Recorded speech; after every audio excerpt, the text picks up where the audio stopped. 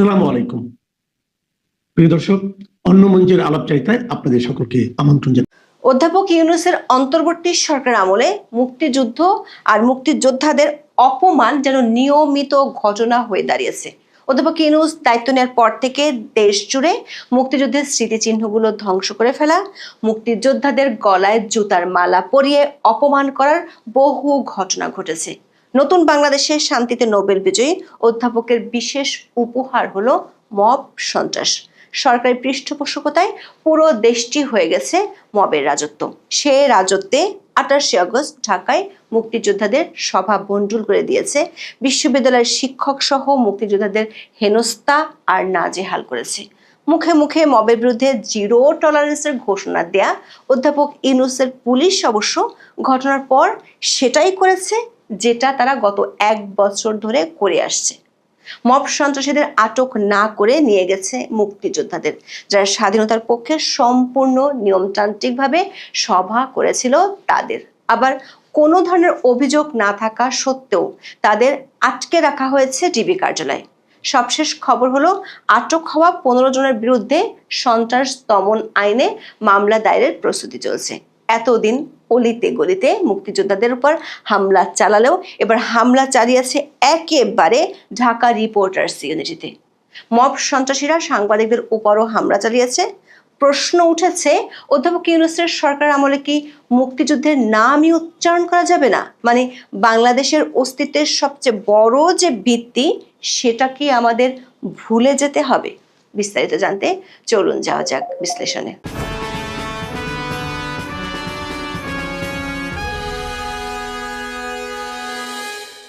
মুক্তিযুদ্ধের ইতিহাস বিকৃতি রোধ ও মুক্তিযোদ্ধাদের সম্মান রক্ষার দাবি তুলে মঞ্চ ৭১ নামে মুক্তিযোদ্ধাদের নতুন প্ল্যাটফর্মের আত্মপ্রকাশ ঘটেছিল গত 5ই আগস্ট।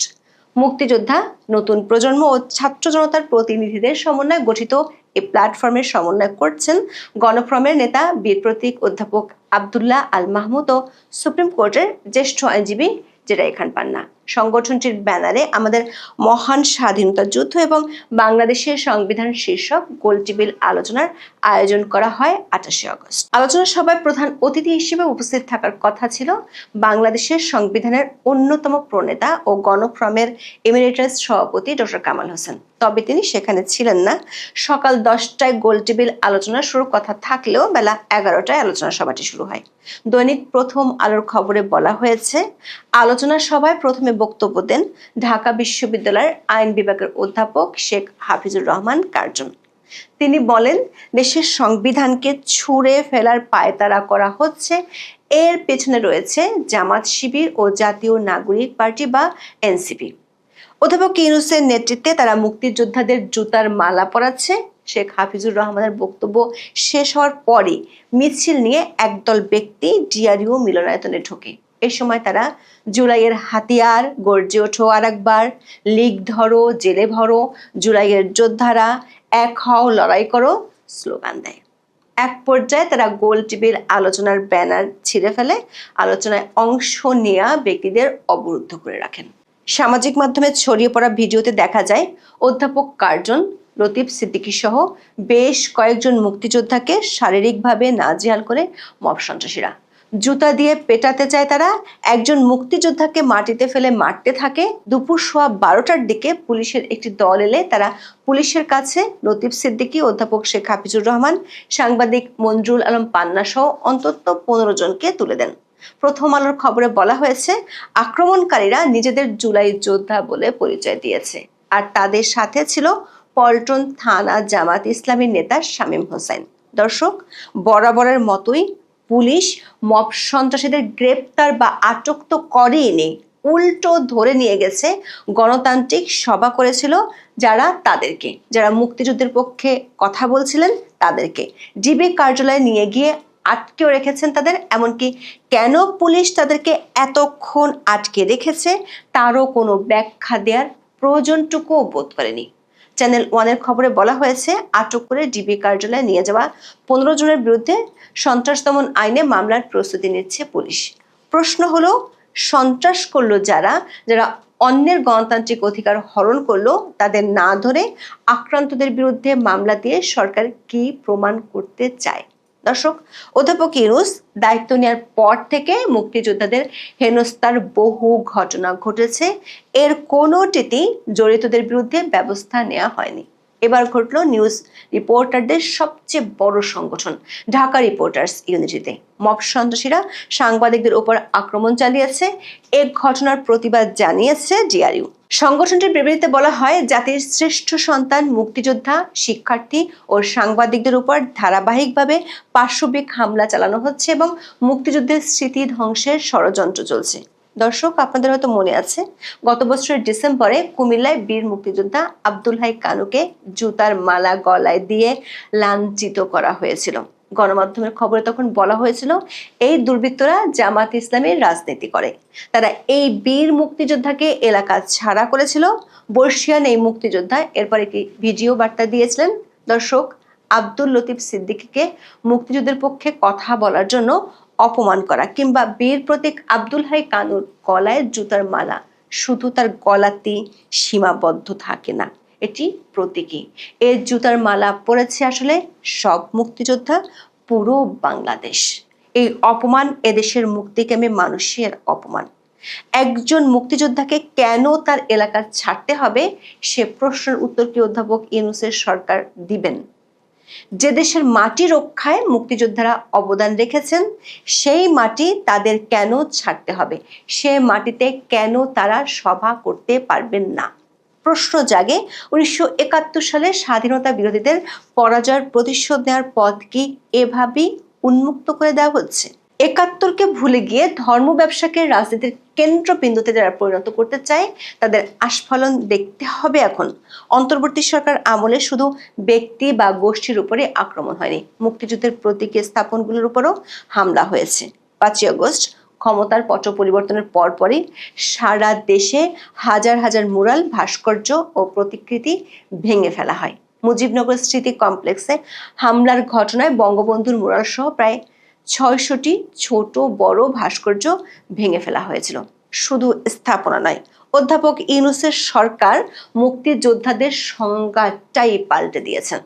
অন্তর্বর্তী সরকার অন্যতম আলোচিত ও বিতর্কিত পদক্ষেপ ছিল জাতীয় মুক্তিযোদ্ধা কাউন্সিল সংশোধন অধ্যাদেশ 2025 জারি করা।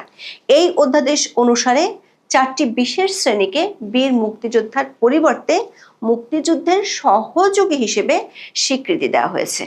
অন্তর্বর্তী সরকার মুখে নিরপেক্ষ হওয়ার দাবি করলেও এই সংজ্ঞা পরিবর্তনের মাধ্যমে তারা একটি রাজনৈতিক পক্ষকে খুশি করতে চেয়েছে। দর্শক, ডক্টর ইউনূস দায়িত্ব নেওয়ার পর থেকে সবচেয়ে বেশি আক্রান্তের শিকার হয়েছে দেশের মুক্তিযুদ্ধের স্থাপনা আর মুক্তিযোদ্ধারা।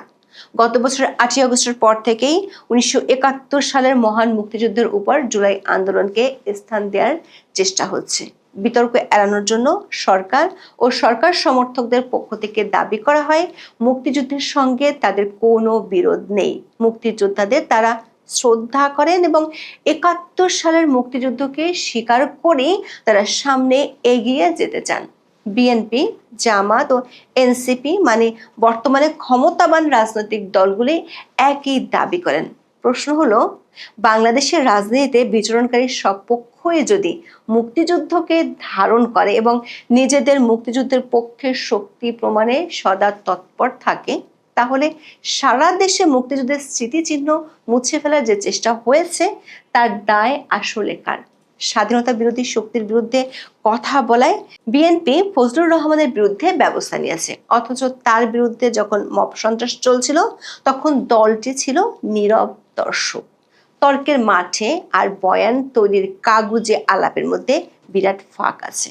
মুক্তিযুদ্ধ যদি সবার কাছে খুবই গুরুত্বপূর্ণ হয়ে থাকে, তাহলে কেন জুলাইয়ের পক্ষ শক্তিরা মুক্তিযুদ্ধের স্মৃতিচিহ্নগুলো রক্ষা করতে পারলো না? উল্টো আওয়ামী বিরোধিতার নাম করে স্বাধীনতার সব ইতিবাচক অর্জনকে ধূলিসাৎ করার জন্য উঠে পড়ে লেগেছে। ধানমন্ডির 32 নম্বর শেখ পরিবারের যতটা না পৈতৃক সম্পত্তি, তার চেয়ে বেশি বাংলাদেশের স্বাধীনতা যুদ্ধের ইতিহাসের অন্যতম স্মৃতিচিহ্ন। ধানমন্ডির 32কে বাদ দিয়ে বাংলাদেশের স্বাধীনতার সংগ্রামের তথা মুক্তিযুদ্ধের ইতিহাস লেখা শুধু অসম্ভব নয়, বরং অকল্পনীয় বটে। সরকারি বুলডোজার দিয়ে সে বাড়িটি যখন ভাঙ্গা হলো, তখন দেশের সব রাজনৈতিক দলই ছিল চুপ। মুক্তিযুদ্ধের অন্য স্মৃতিচিহ্নগুলো রক্ষা না করতে পারার ব্যর্থতার দায় কি বিএনপির মতো রাজনৈতিক দলগুলো নেবেন, নাকি এক্ষেত্রে তাদের প্রচ্ছন্ন মদত ও মৌন সম্মতি রয়েছে? শুধু মুক্তিযুদ্ধের স্মৃতিচিহ্ন নয়, জুলাইোত্তর বাংলাদেশে মুক্তিযোদ্ধাদের কবরের নাম ফলকও রক্ষা পাচ্ছে না। মুক্তিযোদ্ধাদের কবরের নাম ফলক মুছে দেওয়ার ছবি সামাজিক যোগাযোগ মাধ্যম ও গণমাধ্যমে আলোড়ন তুলেছে। প্রশ্ন হচ্ছে, জুলাইয়ের সব পক্ষ যদি মুক্তিযুদ্ধের পক্ষ শক্তি হয়, তাহলে এগুলো কারা করছে?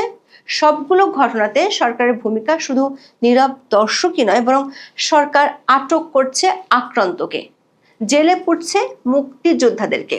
সরকার এমন ভূমিকায় প্রশ্ন রাখাই যায়, দেশের সব মুক্তিযোদ্ধা আর মুক্তিযুদ্ধের স্মৃতি ধ্বংস করে কি অধ্যাপক ইউনূসের সরকার ক্ষান্ত হবেন?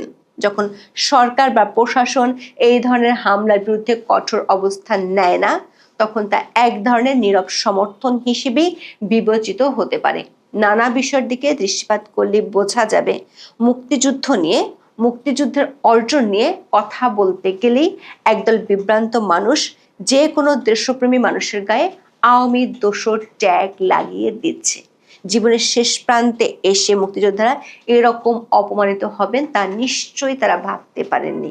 তাদের মনে যদি এখন হতাশা থেকে প্রশ্ন আসে, ৭১ তাহলে কেন আমরা যুদ্ধ করলাম, তাহলে তাদের মনে আশা জাগিয়ে তুলবে কে? বিভ্রান্ত পরাজিত শক্তির কাছ থেকে কি মুক্তিযুদ্ধের সবক নিতে হবে? মুক্তিযোদ্ধাকে লাঞ্ছনা আর হেনস্থার ঘটনায় মামুলি প্রতিবাদ কিংবা নিন্দা জানানো হলে দুদিন পর মানুষ এই ঘটনা ভুলে যাবে। কিন্তু যে দুর্বৃত্তরা একজন মুক্তিযোদ্ধাকে অপমান করেছে, তাদের দৃষ্টান্তমূলক শাস্তি হলো কিনা তা দেখার জন্য উদগ্রীব থাকবেন ইতিহাস সন্ধানী মানুষ। একদিন এরকম একটি ঘটনা এদেশে ঘটতে পেরেছিল, সে কথা তারা ভুলে যাবেন না। কিন্তু মনে রাখতে হবে সেই প্রবাদ, যে অতীতকে ভুলে যায় সেই ইতিহাসের পুনরাবৃত্তির শিকার হয়। এখন এই পর্যন্ত। সবাই ভালো থাকুন, সুস্থ থাকুন, নিরাপদে থাকুন। দেখা হবে আগামী পর্বে।